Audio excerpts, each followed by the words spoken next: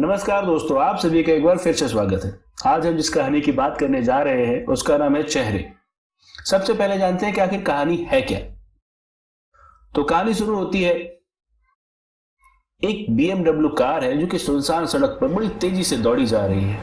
मौसम बहुत विपरीत है, चारों ओर बर्फबारी हो रही है और चारों ओर बर्फ ही बर्फ है। दूर दूर तक किसी इंसान का नामो निशान नहीं।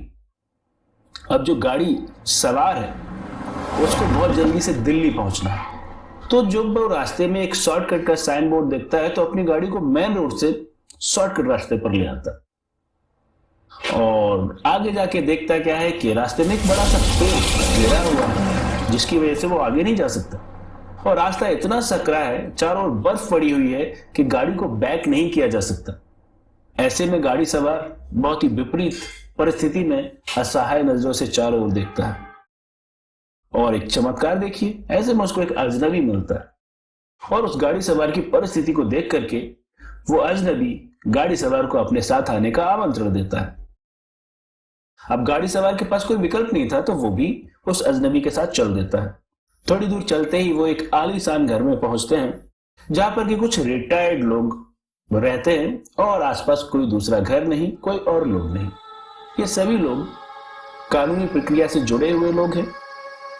एक है पब्लिक प्रोसिक्यूटर यानी कि गवर्नमेंट वकील जो कि अब रिटायर हो चुके हैं, सारे के सारे लोग रिटायर हैं यहाँ पर। एक है डिफेंस लॉयर जो कि अपराधी की ओर से हमेशा केस लड़ते हैं और जो पब्लिक प्रोसिक्यूटर है उनको हराने की कोशिश करते हैं।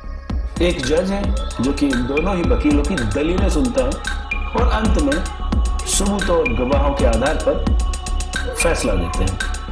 साथ ही उस घर में एक रिटायर्ड जल्लाद भी है, यानी कि अगर किसी को सजाए मौत हो जाती है तो फिर फांसी की सजा देने का काम करने के लिए उनके पास जल्लाद भी है।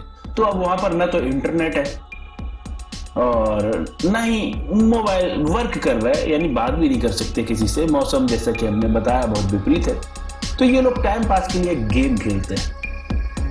अब गेम के लिए बड़ा ही सिंपल से रूल है, एक व्यक्ति पर मुकदमा लगाया जाएगा जो बाहरी व्यक्ति होगा। जैसे कि ये अजनबी व्यक्ति भी पहुंचा जो गाड़ी सवार है हमारा, तो इसको अपराधी बनाया जाएगा और डिफेंस लॉयर उसका केस लड़ेंगे और उसको निर्दोष साबित करने की कोशिश करेंगे।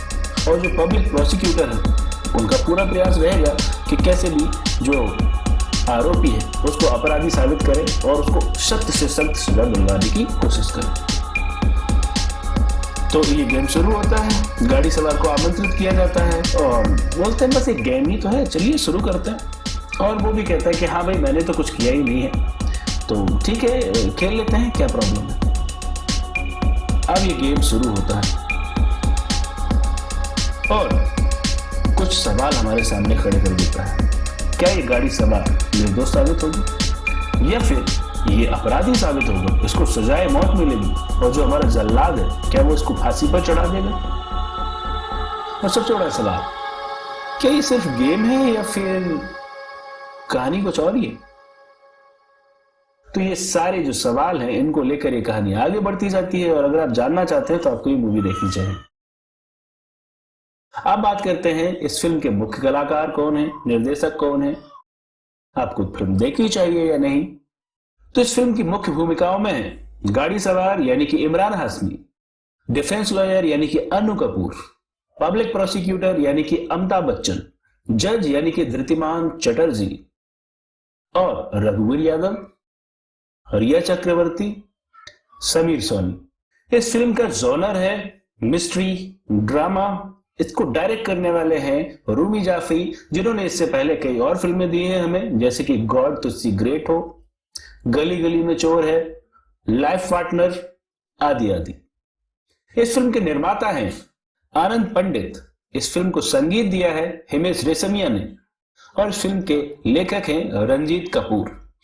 यह फिल्म एक उपन्यास के कहानी पर आधारित है। हालांकि इन्होंने इस उपन्यास को कोई क्रेडिट नहीं दिया है, उपन्यासकार का कहीं नाम नहीं है, पर यह उसी उपन्यास पर आधारित है। इस उपन्यास पर पहले भी फिल्में बन चुकी हैं। ये हिंदी भाषा में बनी हुई पहली फिल्म। इस उपन्यास का नाम है अ डेंजरस गेम।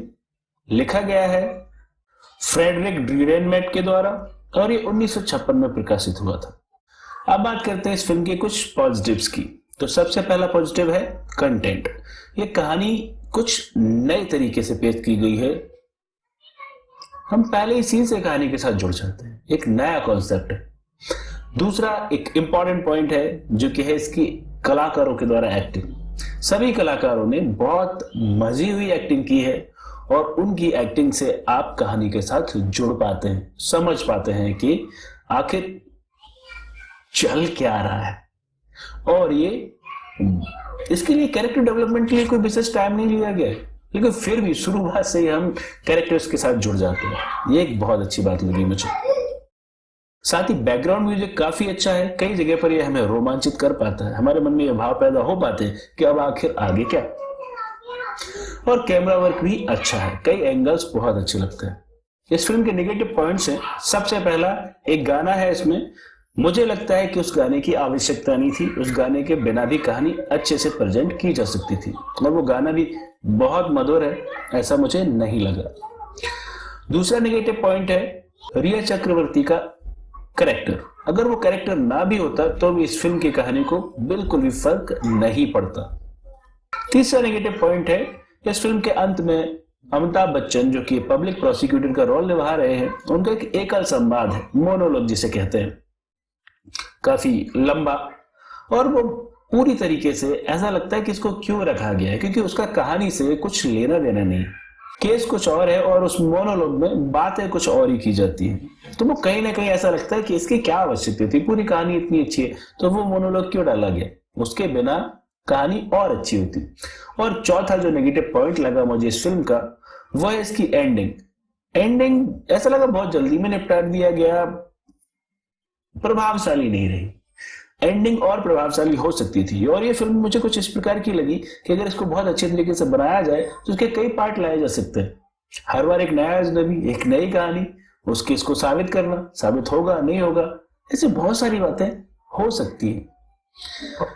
लेकिन ऐसी कोई मंशा नहीं है हमारे लेखक की, हमारे डायरेक्टर की या निर्माता की कि इसका कोई सेकंड पार्ट आएगा। तो फिल्म को देखना चाहिए या नहीं? तो पहला पॉइंट ये है जो कि मैंने पहले भी कहा है कि कहानी शुरू होते ही आपको अपनी ओर खींच लेती है, एक जिज्ञासा पैदा कर देती है कि आखिर अब आगे क्या होगा। और यहीं पर इस कहानी की सफलता है कि हम पूरी कहानी से जुड़े रहते हैं, हम जानना चाहते हैं कि आखिर क्या होगा। क्या उस एक घर में जहां कि चारों ओर बर्फ ही बर्फ है, कहीं कुछ किसी का आना जाना कुछ नहीं है, ऐसे आप इल्जाम लगाएंगे किसी के ऊपर हत्या का, और क्या उसको साबित कर पाएंगे, वो कैसे कर पाएंगे?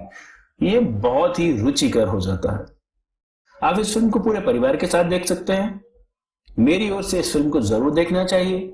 और अगर आप बिना किसी उम्मीद के देखें, ये मान लें कि ये फिल्म बस ऐसी टाइम पास के लिए देख रहा हूं, तो ये फिल्म आपको और भी मजा देगी, क्योंकि बहुत एक्स्ट्रा ऑर्डिनरी फिल्म है ऐसा नहीं है, पर ये बेकार भी नहीं है। एक बार इसको जरूर देखा जा सकता है। इस फिल्म की जो रेटिंग रहेगी मेरी ओर से वो है 7.5 स्टार आउट ऑफ 10। अगर आपने भी ये मूवी देखी है तो आपको कैसी लगी ये जरूर मेरे साथ शेयर करें।